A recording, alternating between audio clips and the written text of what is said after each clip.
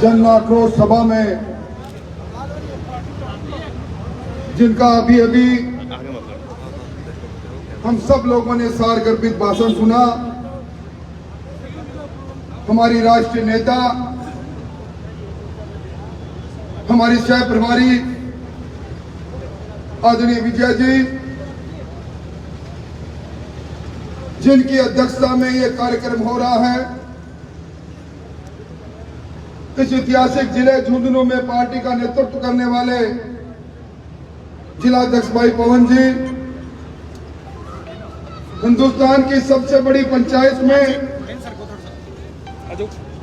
झुंझुनू का नेतृत्व कर रहे हैं भाई नरेंद्र कुमार जी, विधानसभा में मेरे साथी सुभाष जी, विधानसभा में मेरे साथी रहे बाबर साहब, शुभकरण जी, पूर्व सांसद भाई बहन संतोष जी, आदरणीय दशरथ सिंह जी, हमारे किसानों के रहनुमा हरिराम जी, भाई बनवारी जी, ओमंदर जी, विकास जी, हरुण जी, और झुंझुनू के इस ऐतिहासिक जिले के गांव-गांव कोने-कोने से आए हुए मोतियों से महंगे किसान भाइयों और पार्टी के कार्यकर्ताओं। विजय जी, जिस जगह पर हम खड़े हैं ये शेखावाटी का हृदय स्थल है। ये झुंझुनू वो जगह है जहां वतन पर मर मिटना यहाँ की परंपरा बनी हुई है। पूरे मुल्क में सबसे ज्यादा पूर्व सैनिक यहाँ है। और जब कारगिल का युद्ध हो रहा था, कहते हैं सैन्य इतिहास में सबसे कठिन युद्ध था, इस एक जिले के 22 लोगों ने मां भारती के चरणों में अपनी जान देने का काम किया। ये धरती है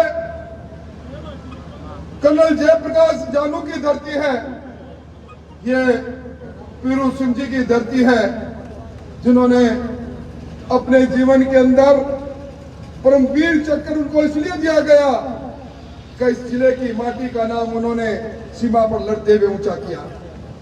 हमारे यहाँ कहा जाता है विजय जी, यहाँ जब बच्चा पैदा होता है जिगर में बारूद लेकर पैदा होता है। वतन पर मर मिटना यहाँ की निशानी रहा है। और जिस जिले के अंदर राजस्थान में सबसे ज्यादा पूर्व सैनिक है, उस जिले के लोगों ने जब वीरांगनाओं के अपमान को राजस्थान की राजधानी में देखा, पुलवामा में जिन वीरों ने वीरगति पाई, राजस्थान की सरकार ने एक पैकेज की घोषणा की, नौकरी की घोषणा की, जमीन देने की घोषणा की, शहीद के नाम से विद्यालय को खोलने की घोषणा की। लंबा समय बीत गया, वीरों की वीरगति पर जिन्होंने अंतर्राष्ट्रीय स्थलों पर जा जाके जो घोषणाएं मंत्रियों ने की, जब वो पूरी नहीं हुई, वीरांगनाएं जयपुर के अंदर राजस्थान की विधानसभा के सामने आई। मैं और सुभाष जी उनसे मिलने बाहर गए, हमने विधानसभा में मामला उठाया। वीरांगनाएं दरवाजा खटखटा रही है, सरकार चेतो। सरकार नहीं चेती। वीरांगनाएं राज्यपाल के पास गई और वहां जो मंजर हम सब लोगों ने टेलीविजन पर देखा, वीरांगनाओं की चोटी खींची गई, धक्का दिया गया, लाठी चार्ज किया गया। मैं समझता हूं एक तरफ वो सरकार, मोदी जी की सरकार, बच्चों की मांग, पूर्व सैनिकों को 1 रैंक 1 पेंशन मिलनी चाहिए, वो पूरी करती है सरकार। और दूसरी तरफ ये सरकार वीरांगनाओं का न केवल अपमान करती है। जब ये मामला विधानसभा में आया, विधानसभा में संसदीय कार्य मंत्री कहते हैं कि जिस मंजू जाट की वीरांगना की आप बात कर रहे हो, मधुबाला सुंदर देवी की बात कर रहे हो, ये वीरांगनाओं ने तो अपने पति के शहीद होने के बाद नाते पर चली गई। सर शर्म से झुक गया। मैं समझता हूं जहां इस प्रकार का अपमान हो, क्या ये झुंझुनू के वीरों की धरती अपमान करने वाली सरकार को बर्दाश्त करेगी? वो समय याद करो जब आपके पास समाचार आया करता था, टेलीग्राम आया करता था वीर गति का। अटल बिहारी वाजपेयी जी ने एक नया काम किया, सह सम्मान वीरों का शरीर आने लगा, हम गौरवान्वित होने लगे।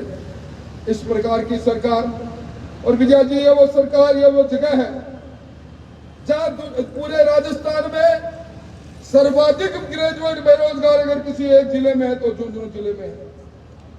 सर्वाधिक नौजवानों ने क्या रीट की परीक्षा दी, सर्वाधिक नौजवानों ने टीचर ग्रेड सेकंड की परीक्षा दी।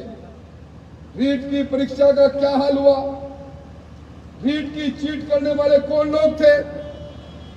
डीपी जरोनी जो माध्यमिक शिक्षा बोर्ड के उस समय के अध्यक्ष थे, वो सोशल मीडिया पर कहते हैं मुझे बर्खास्त किया, बलि का बकरा बनाया, किरदार तो दूसरे थे। राजीव गांधी स्टडी सर्किल के लोग जिनको सरकार ने तैनात किया रीट की परीक्षा करने में, उन्होंने स्ट्रॉन्ग रूम से पेपर चोरी किया और लोगों हमारे नौजवानों का अरमान टूट गया। और इस बात तो विजय जी हदें पार कर गई।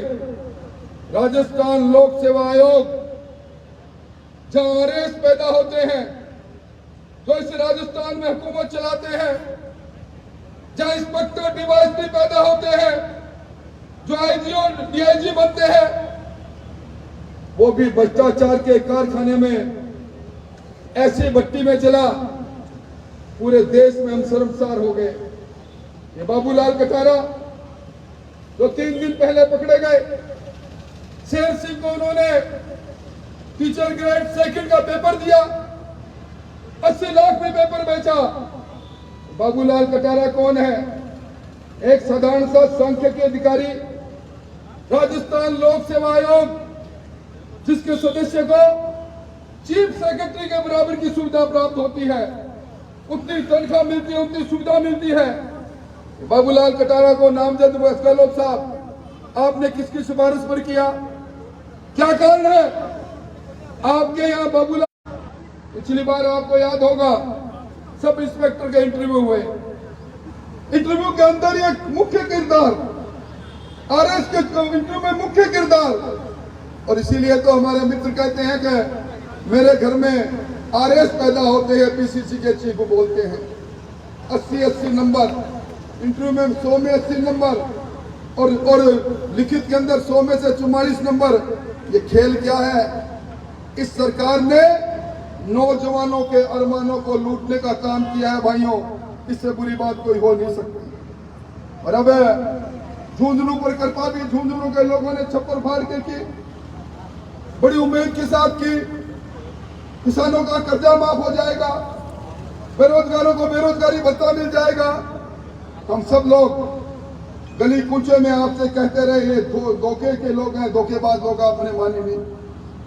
7 में से 6 विधायक जिता दिए, और अब जब मैं आपके सामने खड़ा हूं, सरकार की उम्र अब डरने की बात नहीं है, हुंकार भरने की बात है। ये सितंबर का महीना सामने आ रहा है, सितंबर के आखिरी दिनों में आचार संहिता आ जाएगी, और फिर नो मैंस लैंड, किसी का राज नहीं, चुनाव की दुमदुमी बच जाएगी। आज सरकार के पास काम करने का अधिकांश वक्त चला गया।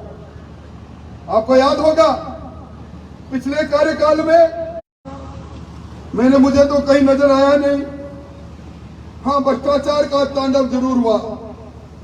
नवलगढ़ के अंदर धन्ना सेठ अपनी सीमेंट की फैक्ट्री लगाते हैं, उद्योगीकरण होना चाहिए, पर किसान की जमीन बिना मुआवजे किसान से हड़प निकलने का काम सरकार के करिंदे, सरकार के लोग करते हैं। इससे बुरी बात क्या हो सकती है?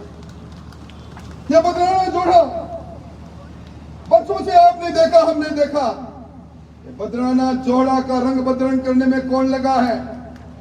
कौन वहां प्लाट काट रहा है? और आपकी ये नगर परिषद, मैं आपका पड़ोस का विधायक हूं, पट्टा वितरण मैंने बहुत देखा भाई। जेब से नोटों का वितरण करो और पट्टा लो। ये खेल मैंने इस झुंझुनू में नगर परिषद में देखा। अभी मंसीसर के अंदर सैकड़ों घर बसे हुए हैं, बरसों से बसे हुए हैं। उन बसे हुए घरों की जमीन पर कौन आदमी रजिस्ट्री करा रहा है, कौन उनको जोड़ना चाहता है? क्या हुआ उस सौर्य उद्यान का जो वसुंधरा जी ने स्वीकृत किया था? इन सारे सवालों का उत्तर एक ही है, ये भ्रष्टाचार की भट्टी में जिला जल रहा है। भाई मुझे बड़ा अफसोस होता है, मैं झुंझुनू जिले की पुलिस को देखता हूं। मैं चूंकि झुंझुनू चुरू जुड़े हुए हैं, रात को 8 बजे सारी पुलिस नेशनल हाईवे पर, सारी पुलिस अपने और कारनामों को छोड़कर सड़क पर खड़े हुए लूट खसोट का काम में बड़ी बेरुखी से करती है। ये जिला गैंगस्टरों की आगोश में आ गया। यहां ऑर्गेनाइज क्राइम होने लग गए, हत्याएं होने लग गई। हरियाणा के कॉन्ट्रैक्ट किलिंग के लोग यहां शार्प शूटर यहां आकर बेगुनाह लोगों पर हमला करने लग गए। मैं नाम लेकर बात करूंगा तो लंबे समय लग जाएगा, पर मुझे अफसोस, अभी विजया जी ने बहुत सी बातें कही। मैं समझता हूं कि हम सब लोगों ने विधानसभा में सरकार का उत्तर सुना होगा। सवाल खड़ा मैंने किया, मैंने आंकड़े देकर उनको कहा कि नेशनल क्राइम ब्यूरो की रिपोर्ट चीख चीख कर कह रही है, राजस्थान में अशोक जी आपके शासन में मेरी बहन सुरक्षित नहीं है। ये मैं बात नफाजी नहीं कर रहा हूं। अशोक जी आंकड़े देखिए, इन आंकड़ों के आधार पर 17 बहनों का बलात्कार हो रहा है रोज। 7 महिलाओं के माथे से सिंदूर पूछा जा रहा है। ये काम आपकी सरकार पर कलंक है। सरकार के मंत्री बीच में उठते हैं, कहते हैं बैठो राठौड़ साहब, हम बताएंगे आपको राजस्थान में बलात्कार क्यों होते हैं, और कहते हैं राजस्थान मर्दों का प्रदेश है। मैंने कहा ये राजस्थान पद्मिनी का प्रदेश है, ये राजस्थान मीरा का प्रदेश है, पन्ना धाय का प्रदेश है, ये हाड़ी रानी का प्रदेश है। जहां महिलाओं की तरफ देखने वालों की लोगों ने आंखें निकाल दी, इतिहास कहता है हाथ काट दिए। आप राजस्थान में बलात्कार कर रहे हो, मर्दों का प्रदेश बता रहे हो। पिछले चुनाव में हमारे अनुसूचित जाति के भाई बैठे होंगे, एक परिवर्तन, सिर्फ 0.5% वोटों की कमी थी। 200 में से एक आदमी का मन बदला था, सत्ता का परिवर्तन हुआ था, और उसमें भूमिका थी हमारे अनुसूचित जाति के, अनुसूचित जनजाति के भाइयों की। यहां आंकड़े उठाकर देखो, राजस्थान की पुलिस, अगर मैं गलत हूं तो मेरे बात को काटे। आपके खुद के आंकड़े कह रहे हैं इस राजस्थान जो दलितों पर अत्याचार हुआ, मुल्क में दूसरी पायदान पर हम खड़े हैं, हमारा सब संसद जीता है। अनुसूचित जनजाति में अत्याचार हुआ, हम तीसरे स्थान पर चलते। हमने चोरियां बहुत सुनी, चोरी होना आम बात हो गई, तो कभी आपने जच्चा के पास सोए हुए बच्चे की चोरी सुनी? कैसे कैसे चोर पैदा हो गए। जहां स्टाम्प पर हमारी महिलाओं की बिक्री चालू हो जाए, वो राजस्थान शर्मसार हो जाए, इससे बड़ी क्या बात। अभी इसे झुंझुनू जिले के अंदर राइट टू हेल्थ को लेकर हमारे धरती के दूसरे भगवानों ने जुलूस निकाला था, उसका विरोध कर रहे थे, हमने भी विधानसभा में विरोध किया। क्या हालांकि भी कह गए कल का सम्मेलन सरकार का विदाई समारोह, पर भाई एक बात बड़ी सच्ची बोली उन्होंने, और दमदारी से बोली। उन्होंने पहले कहा कि हमारी सरकार की हालत ऐसी है कि एक फॉर्च्यूनर में जितनी सवारी आएगी उतनी सवारी हम आएंगे, और इस बार खेतड़ी की सभा में उन्होंने दुरुस्त कर दिया। उन्होंने कहा मैंने गलत कहा, ये फॉर्च्यूनर की सवारी जितनी भी नहीं आएगी, कोई स्कूटर टेम्पो की सवारी होगी, हम दो, हमारे दो, इतने आएंगे। तो भाई सरकार के मंत्री कह रहे हैं, इसलिए मैं कार्यकर्ता बंधुओं आपको कह रहा हूं, घबराने की बात नहीं है। ये हवा ये कह रही है, पुकार रही है, एक तूफान का रूप लेगी। और ये जो किस्सा कुर्सी का है, इस किस्सा कुर्सी को विजय जी किस्सा जोरदार हुआ। ये वो बात है, एक गाना है, जादूगर सैया छोड़ मेरी बैया। ये जादूगर सैया ना छोड़ो कुर्सी की बैया, इस तर्ज पर बैठे 92 विधायकों ने त्याग पत्र दे दिया। मैंने कहा त्याग पत्र स्वीकार करो, पत्र लिखा, माने नहीं। मैं अदालत में चला गया और अदालत में उन विधायकों ने, जब अदालत ने कहा फैसला करो, तो सबने कहा आपके यहाँ 6.5 विधायक लिखकर देकर आए, हमने स्वेच्छा से त्याग पत्र नहीं दिया, तो किसके दबाव में दिया। और आजकल रायशुमारी चला रखी है, और रायशुमारी के अंदर नैनवा के विधायक, वरिष्ठ विधायक, सांसद रहे, विधानसभा के उपाध्यक्ष रहे, 4 बार के विधायक रहे, उन सही दर्जनों को ने कहा गहलोत साहब कहां चर्चा करें, आपके मंत्रिमंडल में नक्श से लेकर ऊपर से लेकर चोटी से लेकर पैर तक भ्रष्टाचार में डूबे हुए मंत्री है। अब ये प्रमाण पत्र मैं तो नहीं दे रहा भ्रष्टाचार में क्या हो रहा है, ये उनके मंत्री दे रहे हैं।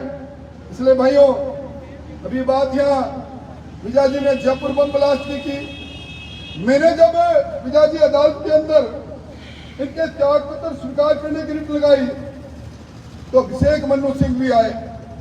मैं खुद पैरवी कर रहा था, अभिषेक मनु सिंह भी नामचीन वकील। मैंने पूछा आज की पेशी के कितने रुपए दिए इनको, तो वहां AG में से एक दिन इनका भी पैसा, तो उनकी फीस तो 20-25 लाख होती है। और जब जयपुर बम ब्लास्ट के अंदर 71 लोगों की जान गई, आतंकवादी वो थे जो बटाला कांड के अंदर पुलिस की मुठभेड़ में 2 मारे गए, 1 पकड़ा गया, 2 भाग गए, और जो पकड़ा गया उसने कहा हमने जयपुर में बम ब्लास्ट किया, हमने अहमदाबाद में बम ब्लास्ट किया, हमने बंबई में बम ब्लास्ट किया, हमने हैदराबाद में बम ब्लास्ट किया। इतने सैकड़ों लोगों की जान चली गई। और सोनिया जी उस दिन कहते हैं, अखबारों में आया, सोनिया जी सारी रात नहीं सोई, खूब रोई। अब इसी कारण से जयपुर बम ब्लास्ट में पैरवाई करने के लिए कोई वकील नहीं आया।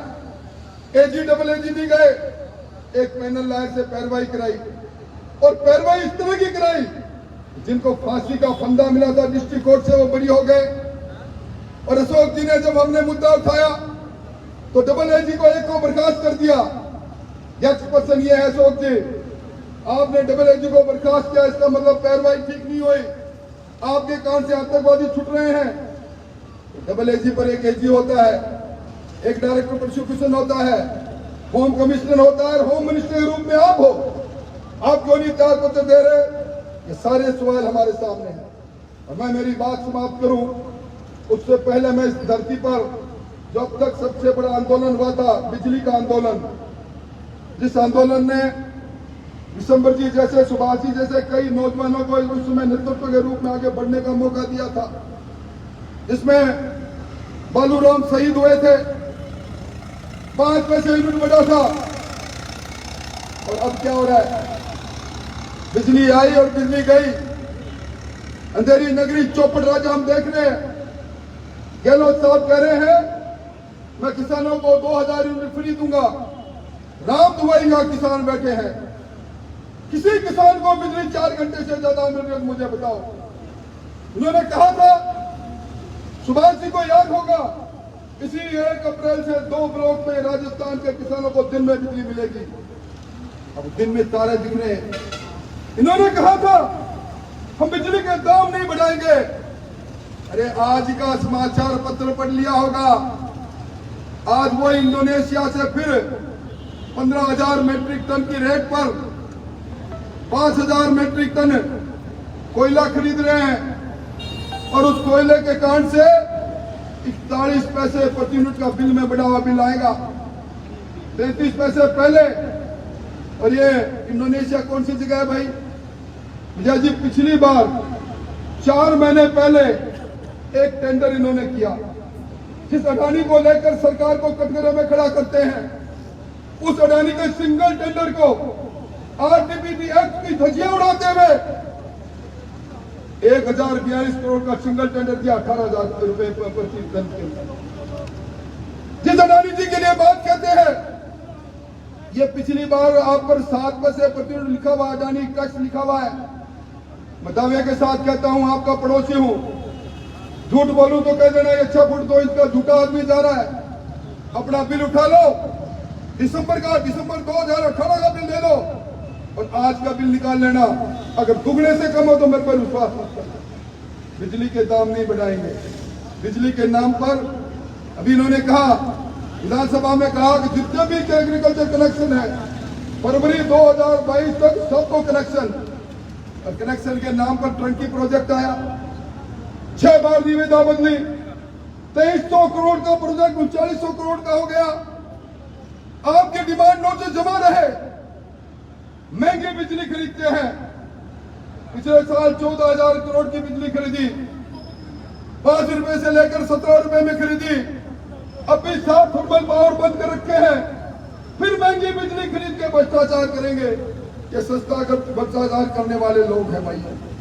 और अब 24 तारीख को महंगाई विरोधी सप्ताह अशोक गहलोत जी को बड़ी देर बाद याद है। जन घोषणा पत्र में तो उन्होंने दिसंबर 2018 में कहा था हम महंगाई के लिए कारगर कदम उठाएंगे, राजस्थान में हमारी सरकार बना दो, हम अपनी योजना बनाएंगे। आज कह रहे हैं अगर आपको 100 यूनिट बिजली फ्री चाहिए तो मेरे महंगाई विरोधी सप्ताह में आओ, फॉर्म भरो। अब कह रहे हैं हम 1 करोड़ 35 लाख महिलाओं को स्मार्टफोन देंगे, 1.5 साल पहले भी कहा था। अब कह रहे हैं अगर अन्नपूर्णा योजना में 1 किलो दाल, 1 किलो चावल और 1 किलो तेल लेना है, मेरी फोटो लगी हुआ कार्ड ले लो। अशोक जी, आप तो तब आपका एक चलाओगे। आज सारे ग्राम विकास अधिकारी हड़ताल पर है, सारे मंत्रालय कर्मचारी हड़ताल पर है। भाइयों, अगर गलती से कैंप में चले गए, धूप में लू का शिकार चाहे हो जाना, वहां से कुछ प्राप्त नहीं करोगे, क्योंकि ये सरकार तो स्वतः चना बाजा घड़ा उस तरह की सरकार। आज महंगाई याद आ रही है, सबसे महंगा पेट्रोल डीजल हम राजस्थान हरियाणा की सीमा पर है। हमारे यहाँ डीजल की तस्करी हो रही है, चूरू में हो रही है, झुंझुनू में हो रही है। कौन है इसका दोषी? ये फ्यूल, ये वेट 31 रुपए 30 पैसे पेट्रोल पर क्यों लगा रखा है? डीजल पर 19 रुपए 40 पैसे क्यों लगा रखा है? ये रोड सेस के नाम पर हर लीटर पर 1 रुपया 75 पैसे क्यों ले रहे हो? सब काम वही है। आज सबसे ज्यादा मंडी टैक्स यहाँ है, 2 रुपये 65 पैसे प्रति सैकड़ा। सबसे महंगी बिजली राजस्थान महाराष्ट्र के बाद हमारी यहाँ की है। इसलिए भाइयों, इस सरकार को उखाड़ फेंकने के लिए मैं आपसे यही कहूंगा, कर्जा माफी के चक्कर में बहुत से लोग आए। हमने उस वक्त कहा था ये छोटी बातें हैं। आज विधानसभा में मामला आया, सरकार ने कहा हाँ ये सही है, 95,600 किसानों के खाते उन्होंने 2018 में कर्जा माफी के कारण से अपना फसल का पैसा नहीं जमा कराया, कर्जे का खाते एंट्री हो गए। 18,000 किसानों की जमीन नीलाम हो जाती है। कभी किसान बंदे पर लटक कर मरता है, और अब तो हालात किस तरह की है। कन्हैया लाल की बात यहां कही, जहां हमारे मुकेश जी ने कल की हत्या विद्यार्थी घटना बताई। एक नौजवान घर बार छोड़कर नौकरी करता है, किसी कारण से अतीक के ऊपर अटैक लोग करते हैं, हत्या हो जाती है।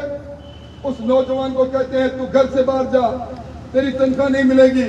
वो आत्महत्या करता है। क्या मजाल बना रखा है। कभी सेकंड ग्रेड की परीक्षा के कारण से कन्हैया लाल पारीक अपने पिता को चिट्ठी लेकर आत्महत्या करता है। कभी कर्जे माफी के नाम पर ठीकरी गांव का सोहनलाल वीडियो जारी करके आत्महत्या करता है। राजस्थान के अंदर ग्रेजुएट नौजवानों ने सर्वाधिक आत्महत्याएं की, एनसीआरबी का आंकड़ा बोल रहा है। इसलिए भाइयों, मैं तो आपको यही कहने आया हूं, अब मौका आ गया है। झुंझुनू जिले को मैं बरसों से जानता हूं, आपकी ताकत को पहचानता हूं। आपको तो बस जामबुत की तरह याद दिलाने की आवश्यकता है। ये सचिन पायलट जी आग लगाए नहीं लगाए, इस अशोक गहलोत की भ्रष्ट सरकार को मेरे हनुमान नुमा कार्यकर्ता हूं, आपको कसम लगे ना सो ना सोनो दे, क्योंकि आप लोगों ने 4 साल 5 महीने से जिस दंश को झेला है, और मैं अधिकारियों को भी कह देना चाहता हूं, बहुत हो गया सरकार की जी हजूरी, बहुत हो गया भेदभाव, बहुत हो गया हमारे लोगों को प्रताड़ित करने का काम। आप सोच रहे हो दिलो दिमाग में अगर ये हो हम वो करेंगे वही, इस सरकार की विदाई होगी। और मैं आज जिम्मेवारी से कहकर जा रहा हूं, शेखावाटी के हृदय में खड़ा हूं, जहां सबसे ज्यादा शिक्षित उस जगह पर खड़ा हूं, जहां सबसे ज्यादा जागरूक उस जगह पर खड़ा हूं। ये परिवर्तन, ये मोदी जी को डबल इंजन की सरकार बनाने के लिए, मोदी जी के सपनों का राजस्थान बनाने के लिए, मोदी जी की योजनाओं का, प्रधानमंत्री आवास योजना के अंदर राजस्थान में 9,31,000 लोगों के पोर्टल पर नाम नहीं चढ़ा। फसल बीमा में आपने देखा कि सुभाष जी कहते कहते वहां थक गए, हमारी और उससे हमारी फसल बर्बाद हो गई। कहने लगे गिरदावरी में अंदर आया नहीं, 13,000 करोड़ रुपए SDRF में पड़े हैं, जिसमें 75% भारत सरकार का। प्रधानमंत्री फसल बीमा योजना में प्रीमियम में राजस्व नहीं भेजे, किसान महरूम रह जाए। ऐसी सरकार को सबक सिखाना है। इसलिए कह रहा हूं, मेरे साथ नारा लगाएंगे कि गली बड़ी सरकार को आप कहना एक धक्का और दो, गली सड़ी सरकार को, गली सड़ी सरकार को अभी तो नहीं अंगड़ाई है। तारीख लगा थारो उठाओ तो क्या बताओ, अभी तो नहीं अंगड़ाई है, अभी तो नहीं अंगड़ाई है। और अब हमें यहां से आगे आगे तख्ती लेकर हमारी बहनें चलेगी, विजय ताई चलेगी, और उसके पीछे हम सब लोग मुट्ठी बंद करके नारे लगाते हुए जिला कलेक्टर में आप सारे जिले की भावनाओं के प्रतीक के रूप में समस्याओं का जो ज्ञापन बनाया है उसको देने चलेंगे। आपका बहुत बहुत धन्यवाद, बहुत बहुत आभार।